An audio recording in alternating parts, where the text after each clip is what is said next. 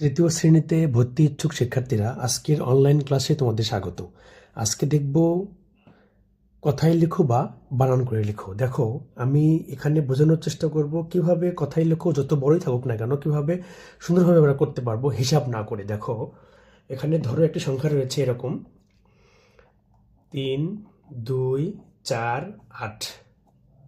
আমরা এই সংখ্যাটির ডান দিক, এটি ডান পাশ এবং এটি বাম পাশ, ডান পাশ থেকে বাম পাশের দিকে আমরা কমা ব্যবহার করব। কিভাবে? প্রথমে কমা দেব 3 ঘর পরে। হিসাবের নিয়ম অনুসারে বা কমা ব্যবহার করার নিয়ম অনুসার হচ্ছে ডান দিক থেকে বাম দিকে কমা দিতে হবে প্রথমে 3 ঘর পর। 1, 2, 3, 3 ঘর পরে কমা দিব। প্রথমে 3 ঘর, তারপরে 2 ঘর পর পর কমা বসাতে হবে। তাহলে কমা দিলাম। এই ঘরটির নাম হচ্ছে শতকের ঘর। কিসের ঘর? শতকের ঘর। এবং তার আগের নামটি হচ্ছে হাজারের ঘর। তাহলে দেখো তো এখানে কয় শতক হলো? এটি শতক এবং আগেরটা হাজার। প্রথমটা হাজারের ঘর, তাহলে কত হাজার? এই দাগ কমা কতর মধ্যে আছে? 3-এর পর আছে, তার মানে 3-এর মধ্যে কমা। তাহলে কত হলো? দেখো, লিখবো এখানে 3000। ব্যাস। তারপরে দেখো 3000 কয় শতক? 2 শতক। 3000 2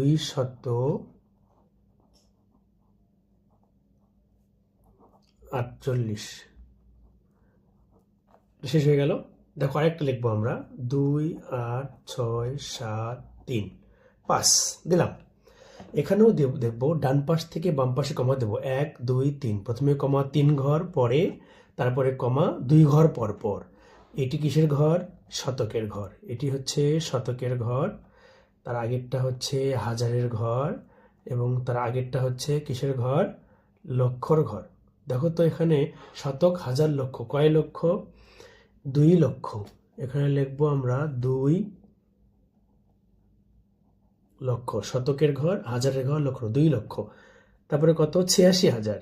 দেখো 2 লক্ষ লিখেছি, 86,000, তারপরে 735। 735, পয় চন্দ্রবিন্দু অন্তস্থ পঁয়ত্রিশ। আমরা যদি এই জিনিসটা একটু বড়ভাবে লিখি, দেখো লিখলাম 3 9 8 6 5 3 7 0। আমরা ঠিক গুনবো না, একক, দশক, শতক, হাজার, অযুত, লক্ষ, নিযুত, কোটি গুনবো না। দেখো কি করব? শেষ থেকে কমা দেব 3 ঘর পরে, তারপরে কমা দেব 2 ঘর পর পর, 2 ঘর পর কমা, আবার 2 ঘর পর কমা। এটা কিসের ঘর? এটি শতকের ঘর, এটি হাজারের ঘর, এটি লক্ষর ঘর এবং এটি কোটির ঘর।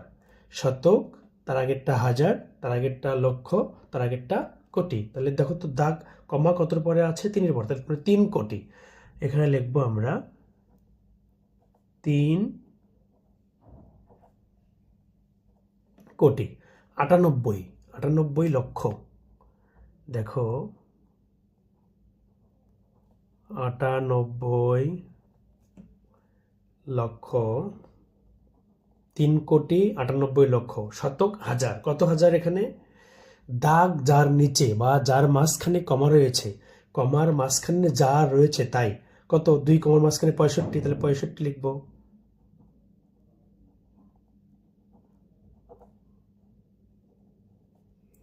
65,000। 370, 370। আচ্ছা, এই জিনিসটা যদি এর চেয়েও বড় হয়, দেখো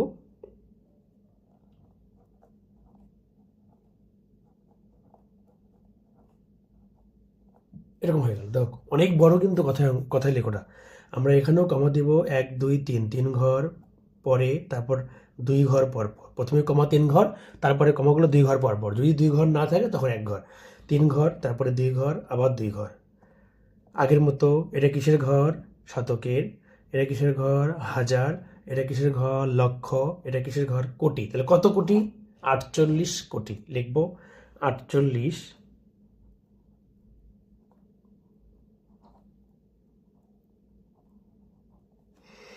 48 কোটি, তারপরে শতক, হাজার, লক্ষ, 36